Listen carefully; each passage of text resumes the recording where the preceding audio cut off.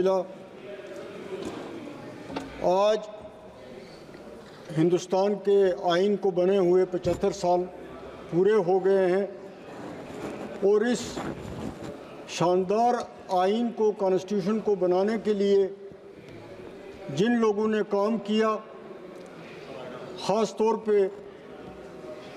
इस सिलसिले में बाबा साहब अम्बेडकर जी ने जो मेन रोल अदा किया और उनकी टीम ने रोल अदा किया,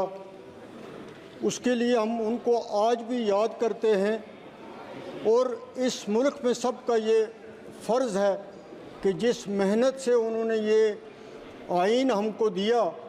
और जिसकी बदौलत ये मुल्क आज तक चल रहा है, मुख्तलिफ़ ज़ातों के, बरादरियों के, मज़हब के लोग इस मुल्क में रहते हैं,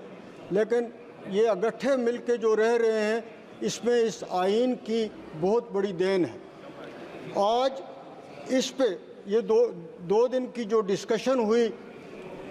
उससे ये लगता है कि कहीं ना कहीं इस आइन को ख़तरा है, दाल में कुछ काला है और हम सब को इस सिलसिले में कंसर्न है। हमारे इन खदशात को दूर होना चाहिए, दूर करना चाहिए। ये दुनिया का बहुत बड़ा कानून बनाया, कॉन्स्टिट्यूशन बनाया, बहुत बड़ा लेंथी कॉन्स्टिट्यूशन है, बहुत बड़ा कॉन्स्टिट्यूशन है और शुक्र है कि ये कॉन्स्टिट्यूशन आज तक चल रहा है, वरना बहुत से मुल्कों में आपने देखा कि वहाँ के आइन नहीं चले। आज सबसे बड़ी बात जो है वो ये है कि इस आइन के तहत हम सब की जो तरक्की होनी थी इस हिंदुस्तान में बिला लिहाज मज़हब व मिल्लत, वो रहनी चाहिए, वो कायम रहनी चाहिए, हमारा भाईचारा कायम रहना चाहिए। आज के जो हालात हम देख रहे हैं, हम हिंदुस्तान की सालमियत चाहते हैं, हम चाहते हैं कि हिंदुस्तान अपने सेकुलरिज्म पे कायम रहे, अपनी डेमोक्रेसी पे कायम रहे, लेकिन आज उसके मुख्तलिफ हो रहा है, उस चीज़ पे अमल नहीं हो रहा है।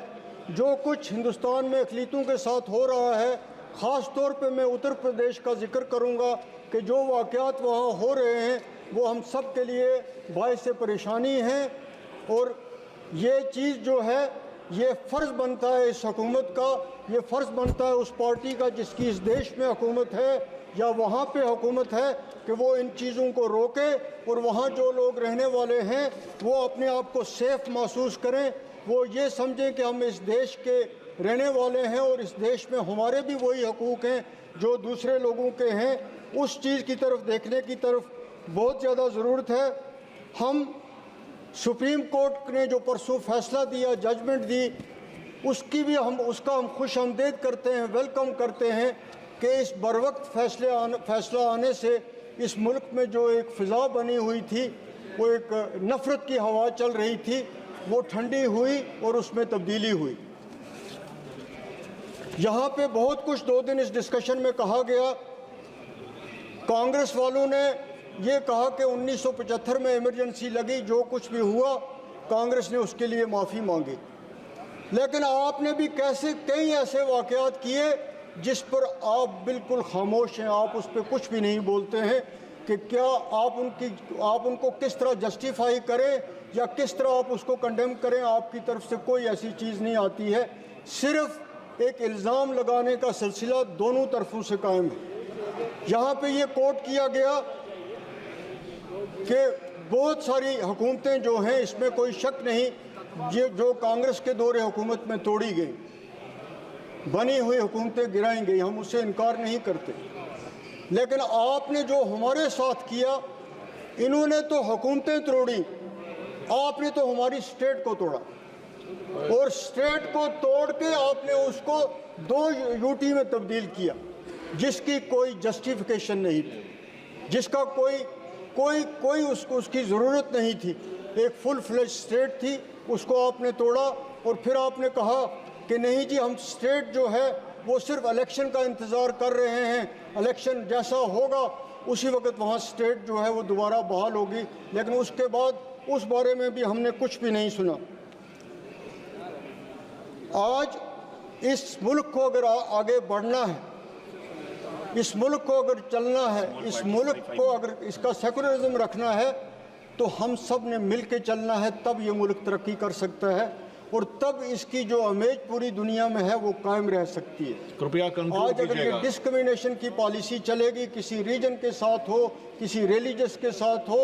तो फिर ये देश तरक्की नहीं कर सकता है। इसको आपने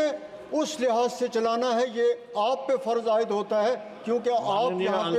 हुकूमत कर रहे हैं। वो बहुत ज़्यादा जो बात यहाँ पे कल परसों से चर्चा में बनी हुई है कि शेड्यूल्ड कास्ट, शेड्यूल्ड ट्राइब, तो इन लोगों को जितना कुछ कहा जा रहा है, मैं आज ही की हुकूमत को नहीं कहता, मैं पहले से कह रहा हूँ कि जिस तरीके से इनको बदनाम किया जा रहा है, जिस तरीके से एक पब्लिसिटी दी जा रही है कि बहुत कुछ इनको दी जा रही है, बहुत बड़ी कंसेशंस हैं, बहुत बड़े कानून हैं इनके लिए, उन पे किसी भी दौर में अमल नहीं हुआ। ख़ास तौर पे आपके दौर में भी वही हालत रही है। इसलिए बार बार ये कहना और कहने के बावजूद कुछ ना होना जो है वो एक बड़े अफसोस की बात है। मैं शुक्रिया।